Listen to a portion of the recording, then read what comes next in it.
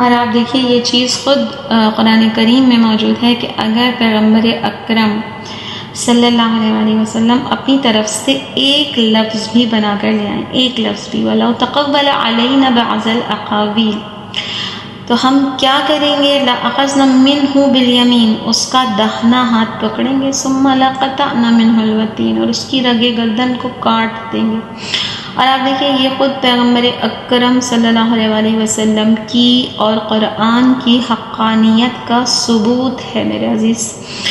اب دیکھیں کوئی بھی گروپ یا کوئی بھی لیڈر اپنے بارے میں کبھی اس قسم کا جملہ کہلواتا ہی نہیں ہے، اور وہ بھی اس کتاب میں یہ جملہ محفوظ ہے کہ جس کے بارے میں پتہ ہے کہ قیامت تک رہنا ہے اس کو، یعنی اس سے صاف طور سے یہ بات ثابت ہو رہی ہے کہ حاکمیت پیغمبر کی نہیں ہے، حاکمیت فقط اللہ کی ہے۔ ایون رسول خدا صلی اللہ علیہ وآلہ وسلم پر ریسٹرکشنز ہم سے بہت زیادہ ہیں۔ تو بہرحال ولایت حق کی طرف دعوت دینے والے رسول اور امام اولیاء علماء حق ہیں، یہ ولایت حق کا سلسلہ ہے، اور یہ سب کے سب انسان کو کس بات کی طرف دعوت دیتے ہیں، کس بات کی طرف لے جاتے ہیں کہ تم ولایت خدا میں آ جاؤ، ولایت خدا کے سائے میں آ جاؤ۔ کیسے آ جاؤ؟ ہمارا ہاتھ پکڑو، ہماری اتباع کرو، ہم رہبر ہیں، ہم رہنما ہیں، تم کو منزل تک پہنچانے والے ہیں، لیکن دعوت کس چیز کی طرف ہے؟ ولایت خدا کی دعوت ہے۔ مثلا جیسے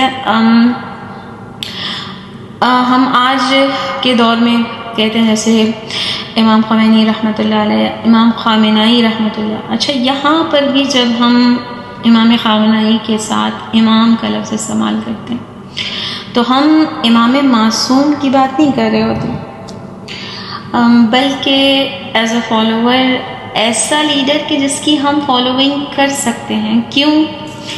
اس لیے کہ ہم نے سمجھ لیا ہے کہ یہ متقی ہے، یہ سچا ہے، یہ دیندار ہے، سو آن سو آن۔ یعنی جب آپ نے یہ ساری چیزیں سمجھ لی تو آپ نے ایک طریقے سے امامت کا عقیدہ قائم کر لیا، لیکن کیا یہ چیز کافی ہے؟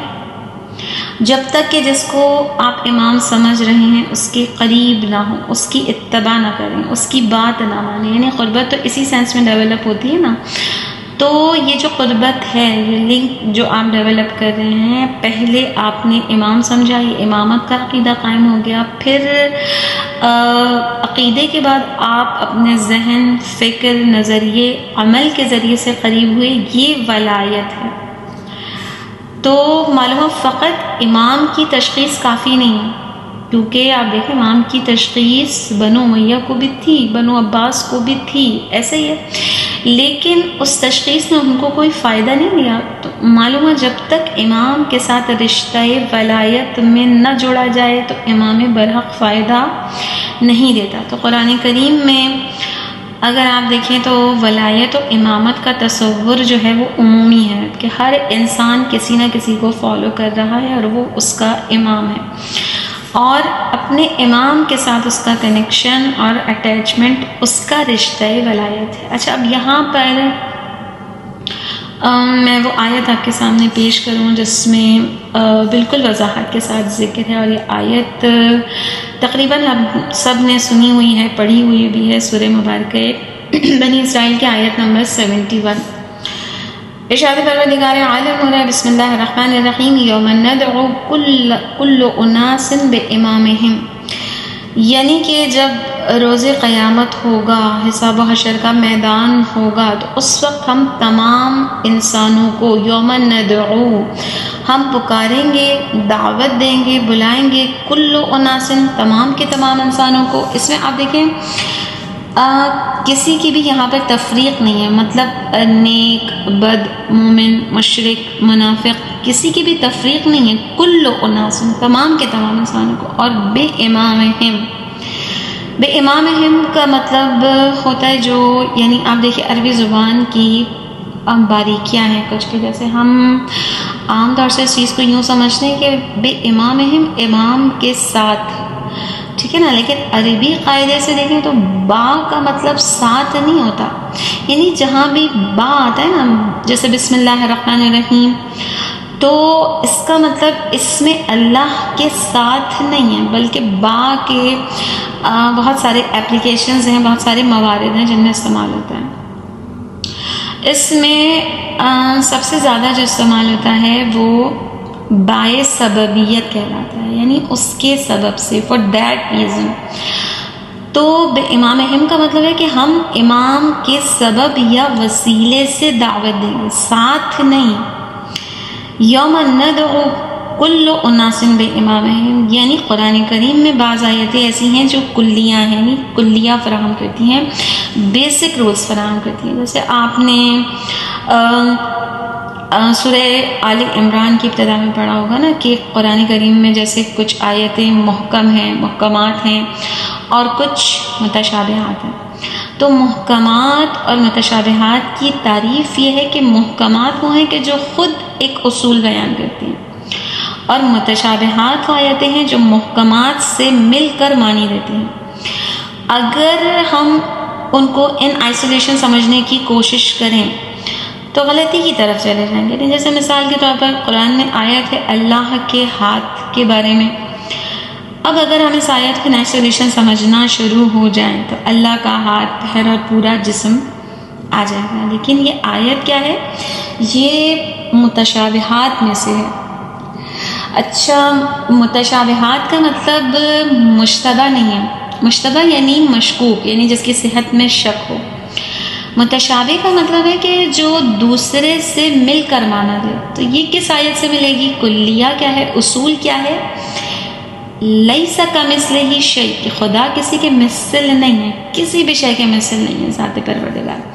تو اس سے ہمیں یہ بات سمجھ میں آتی ہے کہ جب خدا کے لیے ہاتھ کا ذکر آتا ہے تو اس سے مراد وہ ہاتھ نہیں ہو سکتا کہ جو مخلوقات کے ہوتے ہیں. ٹھیک، یعنی یہ ایک اصول ہے قرآن کو سمجھنے کا اور اس کی تفسیر کا.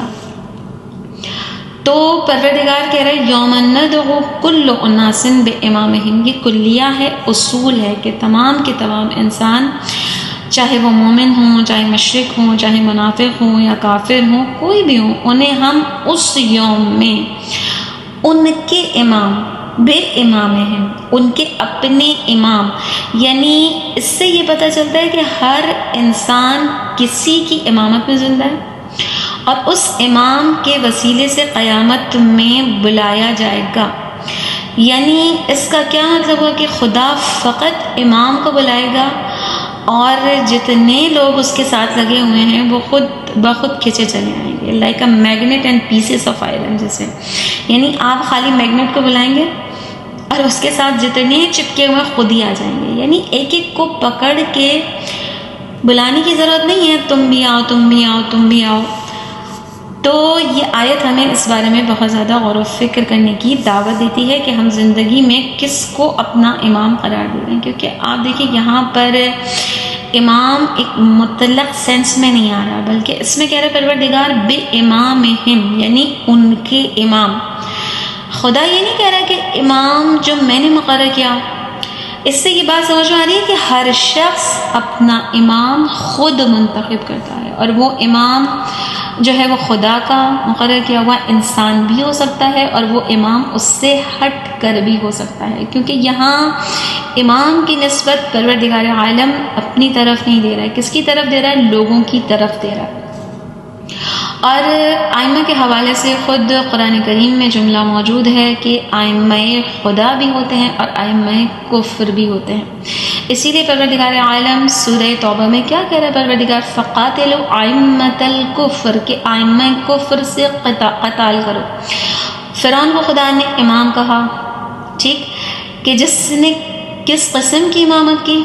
اپنی پوری قوم کو لے جا کے آگ میں اتار دیا، ڈبو دیا، وہ اس قسم کا امام تھا. تو خدا نے ائمہ خدا کو مقرر کیا، اس کے مقابلے میں شیطان نے ائمہ کفر و ضلالت و نفاق کو کھڑا کر دیا. اب انسانوں میں سے کوئی ان کے پیچھے اور کوئی ان کے پیچھے. ٹھیک ہے، تو یہاں سے ولایت آپ کو سمجھ میں آ رہی ہے. ولایت حقیقتاً کیا چیز ہے؟ امام کے ساتھ اٹیچمنٹ یا قربت. تو امام خود نہیں کسی چیز کو امامت ڈٹرمن کرتی کہ کون کس کے ساتھ ہے. امامت کے ساتھ ولایت فیصلہ کر رہی ہے کہ کون کہاں جائے گا، کون کس کے ساتھ ہے. تو بیسیکلی یوں سمجھ لیں کہ امامت کی پوری ایک چین بنتی ہے کہ ایک شخص ہے، وہ کسی کا فالوور ہے، پھر اس کے پیچھے 10 ہیں، پھر اس کے پیچھے 10 ہیں، اس طریقے سے پوری چین بنے گی، اور پھر ان دا اینڈ جا کے جو بات ہوگی وہ کیا ہوگی کہ ایک کیٹیگری بن جائے گی ائمہ باطل کی، یا جس طریقے سے جیسے آپ دیکھیں خدا نے فرمایا نا کہ ایک وہ لوگ ہیں یعنی جن کو ابراہیم اور اولاد ابراہیم کہا کہ وَجَعَلْنَاهُمْ أَئِمَّةً يَهْدُونَ بِأَمْرِنَا، ایک یہ کیٹیگری ہے کہ جس کے ہیڈ یہ ہیں، اور دوسرا ائمۃ یدعون الی النار، اور ایک قسم کے ائمہ وہ ہیں کہ جو دعوت دیتے ہیں اور لے جاتے ہیں انسانوں کو، اتار دیتے ہیں آگ میں مثل فرعون۔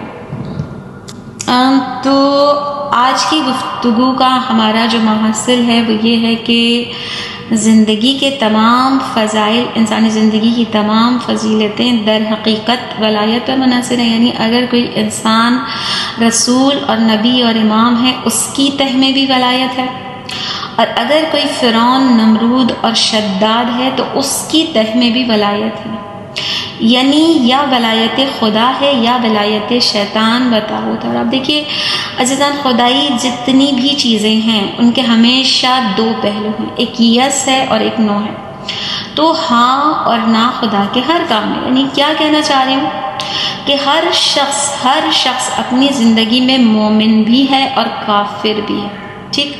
فرق یہ ہے کہ کوئی خدا کا مومن اور طاغوت کا کافر ہے، اور کوئی شیطان کا مومن اور خدا کا کافر ہے، اور جب تک مومن کافر نہ بنے وہ حقیقی مومن بھی نہیں بن سکتا میرے عزیز، یعنی جب تک فمن یکفر بالطاغوت کی منزل پر نہ آئے یؤمن باللہ کی منازل کو بھی طے نہیں کیا جا سکتا۔